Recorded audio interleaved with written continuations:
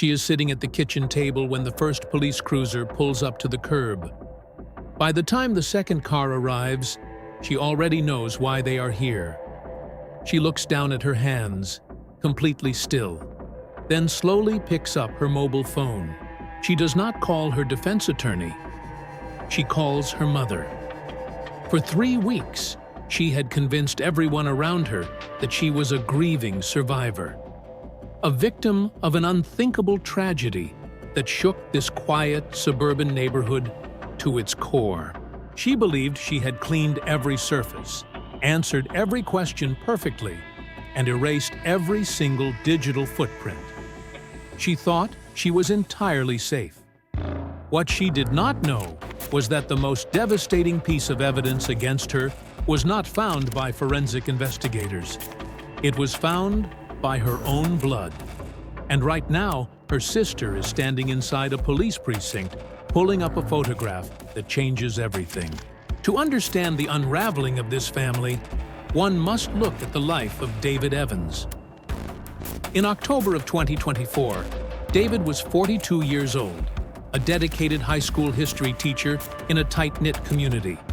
He was deeply committed to his students, coached the track team every spring, and spent his weekends restoring a vintage 1974 pickup truck.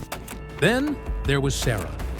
Everyone in the community described Sarah the exact same way: organized, meticulous, and profoundly careful. To the outside world, David and Sarah had built the perfect life. They lived in a manicured 2-story colonial home. But beneath the polished exterior, a quiet friction had been building. Sarah had grown increasingly distant. No one could have predicted what would happen on the cold, rainy night of November 12th. At exactly 2:14 a.m., a panicked emergency call was placed. Sarah tells the operator she woke up to a loud noise. When emergency responders arrived, they found a chaotic scene. The back door glass had been shattered. Rebecca, Sarah's younger sister, immediately moved in to support her. Rebecca believed every word her sister said, but investigators began to notice subtle inconsistencies. The shattered glass was resting directly on top of the mud, not underneath it. The answer did not come from a lab.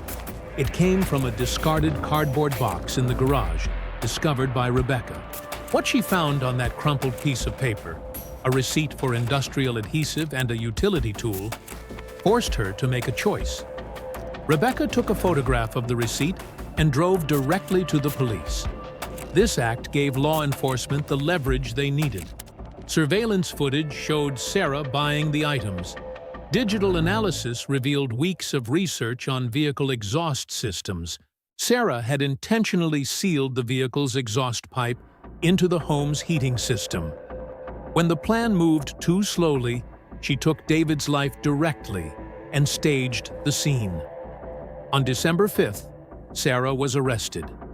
Standing behind the glass was Rebecca, watching in absolute silence. The jury deliberated for just 47 minutes.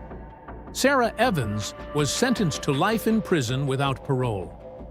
Do you believe Sarah would have successfully escaped justice if her own sister hadn't meticulously documented that single receipt? Let us know in the comments. Thank you for watching Women Who Kill.